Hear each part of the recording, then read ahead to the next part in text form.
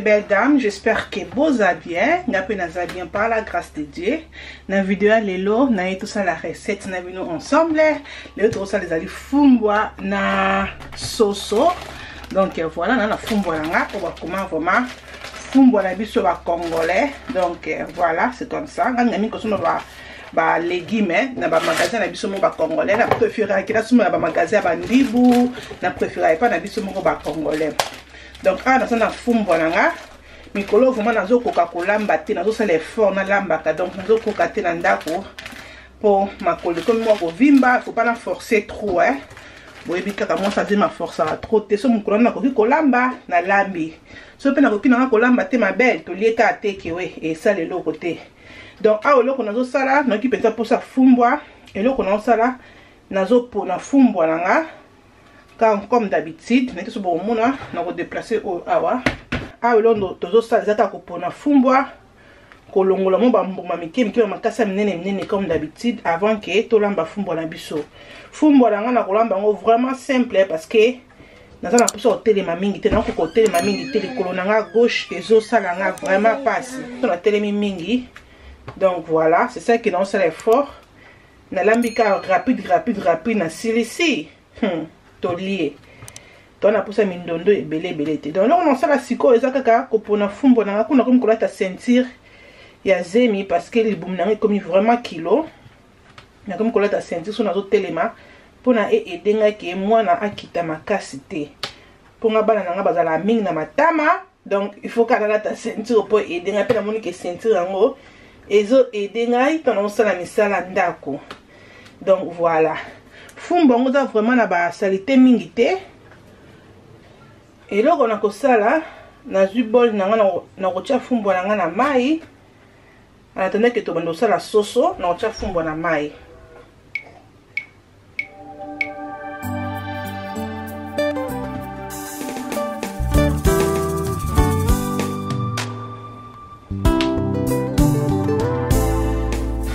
Donc voilà, on a mon etikali mingi eza bambuma fumbwa.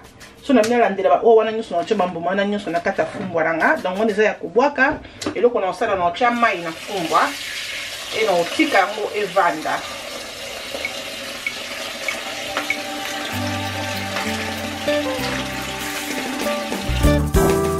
Voilà. Wana to cha mai na biso comme ça. Totika fumbwa na biso evanda en attendant que tozo kata soso na biso. Et awa eloko na kozwa san nanga na mbisi nanga ko kauka. Je vous teke na congélateur na mbisi ke ngobanda lobi na botu. Donc je pense que za ngolo na ochango ana chassé et na ko chango mai.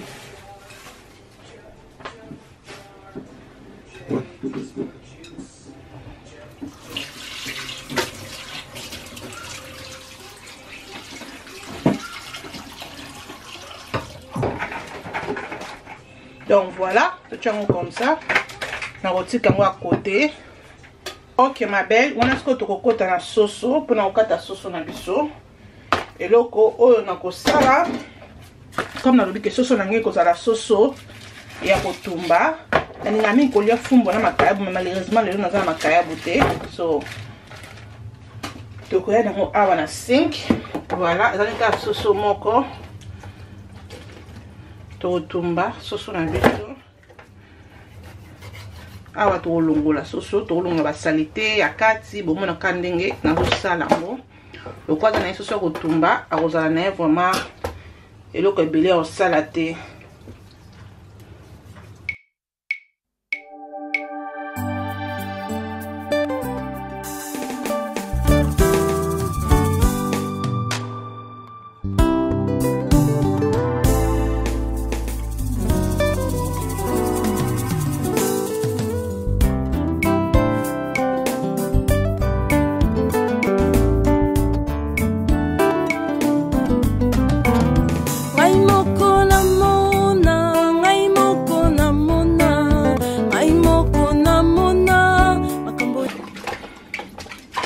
Donc ça c'est vraiment simple, to bouquer ma colo et to make sure que ba poil mignon so zaki na soso olongoli. Donc olongoli ba poso o zaki ba poso mabe olongoli. Donc voilà. sikoyo eloko na osala ye eza sikoyo kotia ye baline.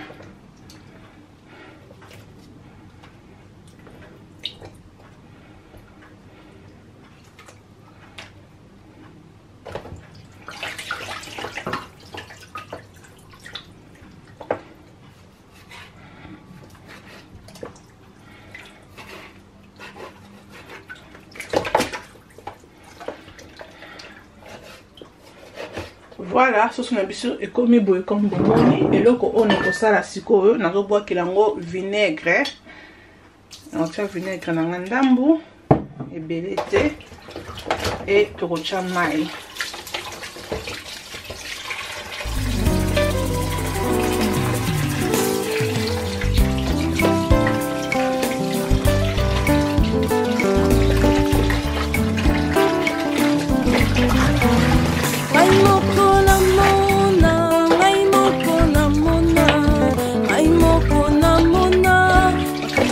Soso na biso yango awa ekomi biso comme ça. Eloko na osala nazozwa ba ingrédients oto tia soso nazomema ngo poto asosene soso na biso sikoyo. Ok les belles dames, voilà la bonne c'est les épices déjà pour na ezala rapide comme déjà kolemba. Donc voilà, nazana 3 nzete na nga ndembi parce que ça on casse soso moko nazoki ko mélanger biloko o nazo tia ngo ana monette. Non, mélanger ensemble. Donc voilà, notre nzete na nga ndembi et tout ça na céleri. Nzete na biso céleri et tozali na tangawis. Tangawis on appelle na kokata kata comme ça. Tangawis et awa to ana ai ekoki ozanga te. Voilà. Et to ana litungulu. Donc nazo mixer nyonso na la kisi tozoki ko mélanger ngo. Donc voilà. Ni nanga oza mukie fe nazo ya munene nete pourquoi nazo ya mukie. Déjà na komi nanga kolemba. Kolie za kelengi mais kolambe comme kilo. Donc voilà. Voilà nazo ki ko mélanger biloko on a la kisi non.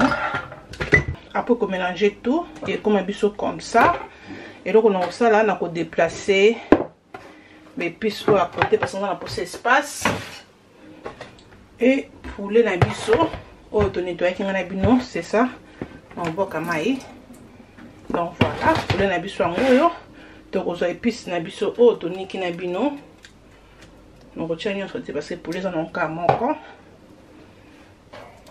et na kozwa cube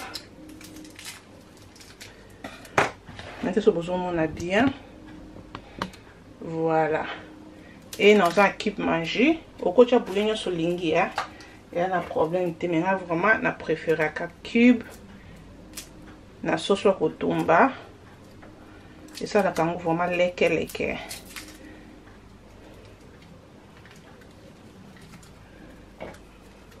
nazali na o eza elengi na biso soso okozali soso kotumba et puis sango elengi na kotia bouillon na nga elengi soso nyonso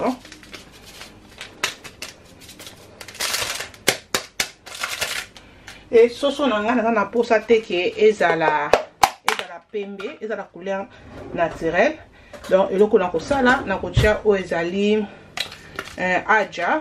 Donc aja nanga na tiango comme ça ya poussière et un bon maso na ngana problème te pour na posa te que soso nanga ezala couleur nango normal. Après to koya kotia o eza paprika ndambu. Donc voilà na tie paprika et na koya kotia o ezali muscade.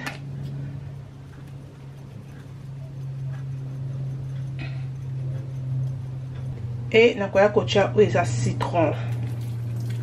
C'est bon. Et na koya kocha ou eza black pepper.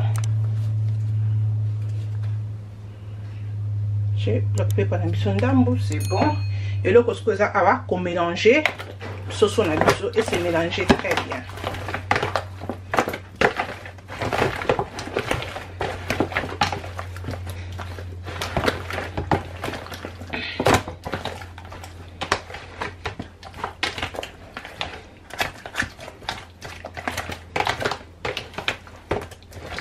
Donc eloko na osala na omeka mungwa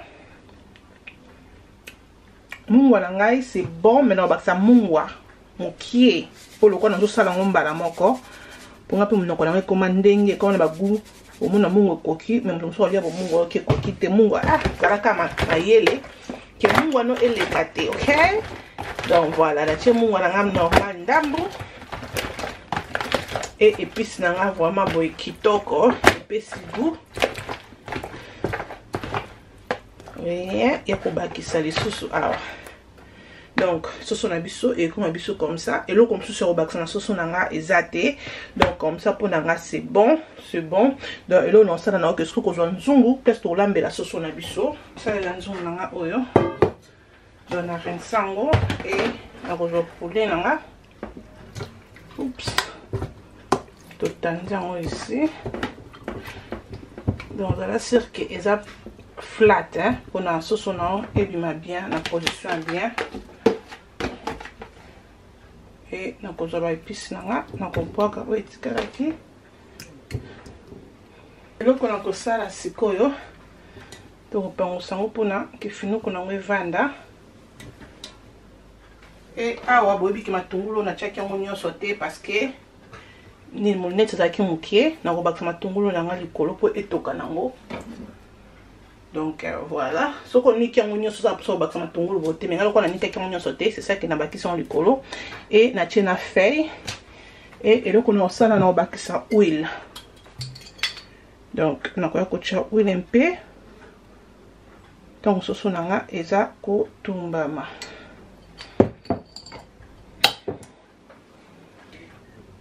Donc tia moi mai bukie, mai mo sauce na obiska na soso na ki soso nanga. Moi mai vraiment moqué.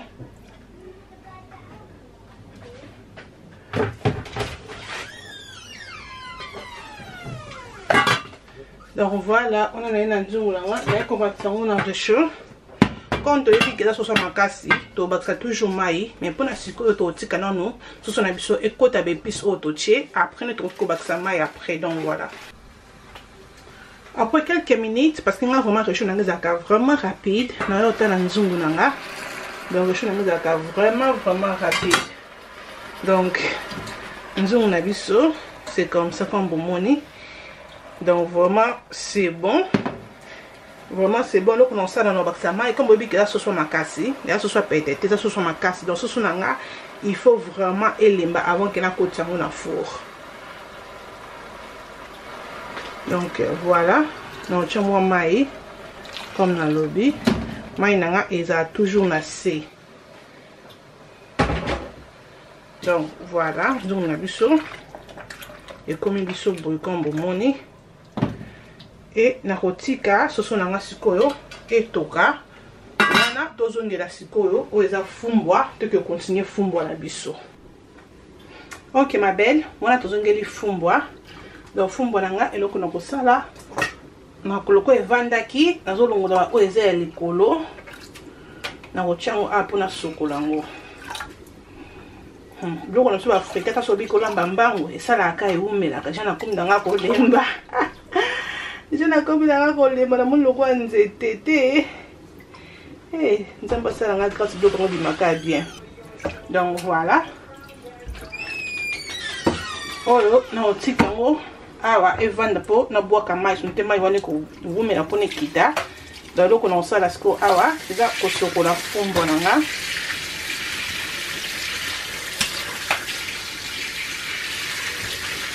OK ma belle, wana na kwa siko na fumbo nanga na sokola ngobia na kocha wana.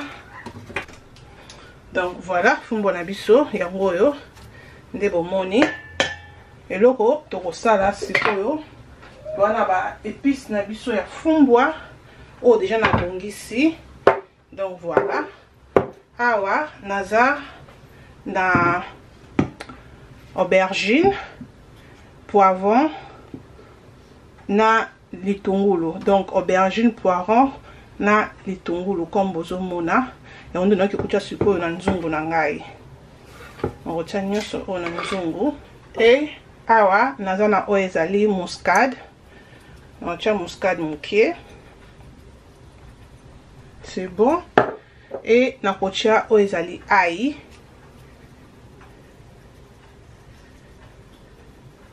Et c'est bon.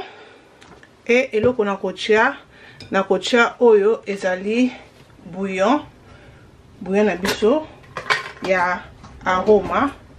Yango nde tokosalela na osala bouillon nanga aroma.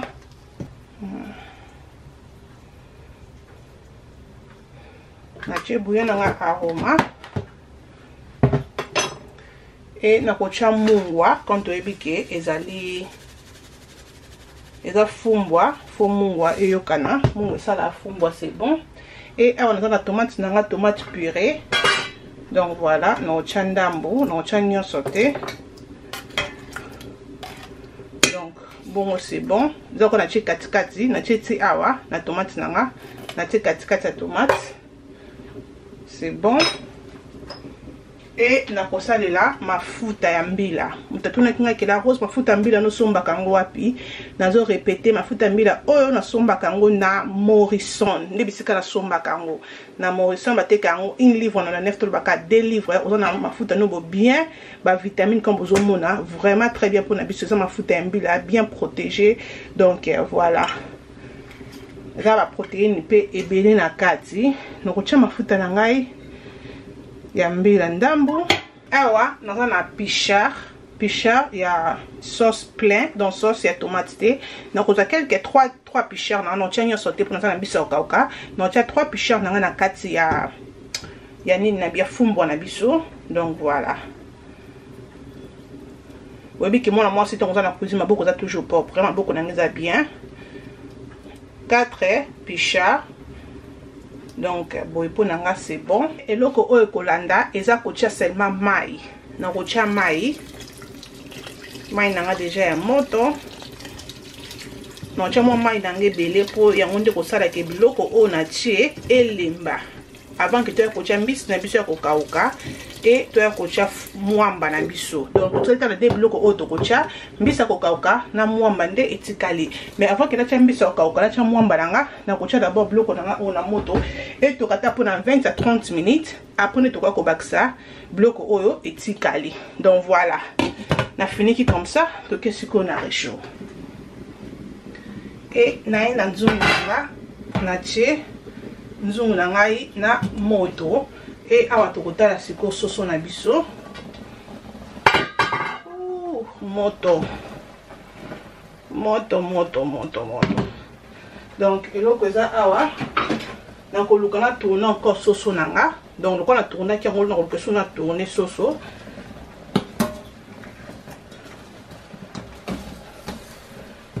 Donc voilà, nous retournons comme ça. Koto kuna pe ezwa moto. Donc soso na biso vraiment ezobela likambo na moto te. Donc tozozela ka tolia faut vraiment elemba na saleli nzungu o parce que nzungu egarda vapeur na kati et vapeur esala ke biloko elemba noki yango nde na saleli nzungu nanga o. Donc voilà na otika bino na bongisa awa après tokozonga tango ata 20 minutes pour na kotala fumbwa na biso. Ok les belles dames, on a nazongi pour na hôtel poulet. Na dîner qui moto poulet na nga pour na score ebela vraiment alembe malembe et kota mungwa juste na kati. Donc voilà. Mai na biso ekomi kokita. Awa sikoyo tozali na fumbwa na koswape nzungu pour mona nzungu na biso fumbwa ndenge ekomi. Tocha fumbwa awa tocha poulet awa. Donc voilà fumbwa la biso et comme ça. Donc ça fait déjà 20-25 minutes que ça na monte comme ça na ebe soutenir que na salon kopema. Donc voilà na sikoyo na matsa moto awa na sikoyo na mbisi nanga kokauka na chi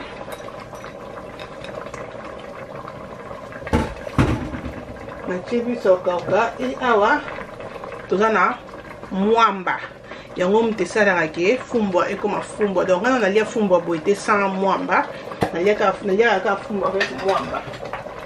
Donc nakotia mwamba nanga sikoyo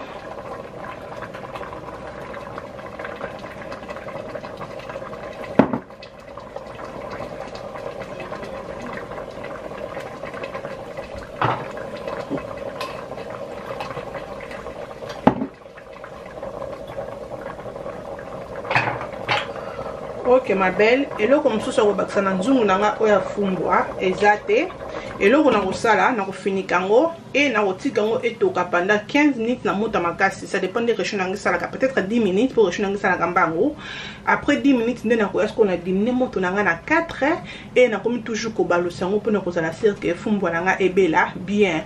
Pour ce kotika ngo mota makasi to bi ke fumbwa na biso e ko zika. Donc quand la tie biloko nanga na kotika ngo ta pona 10 minutes, 10 à 15 minutes. Après na ko diminuer moto na kotika ngo pour na 20 minutes. Après fumbwa so ko mona ndenge ebeli. Donc on a totika soso na biso, bientôt soso na biso pe ekota na four tolia parce que nous avons déjà émati. Colis à la bien mais kolamba et comme un kilo. Ok, na kota là, biloko nanga. Donc voilà. Na ko balusa ngo sikoyo.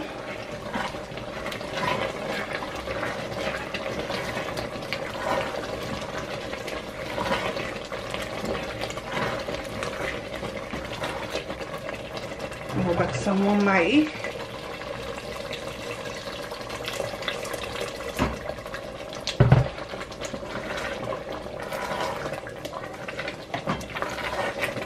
Tombozo fumbwa na biso eza nanu mbesu parce que mwamba na biso nanu ebeli te.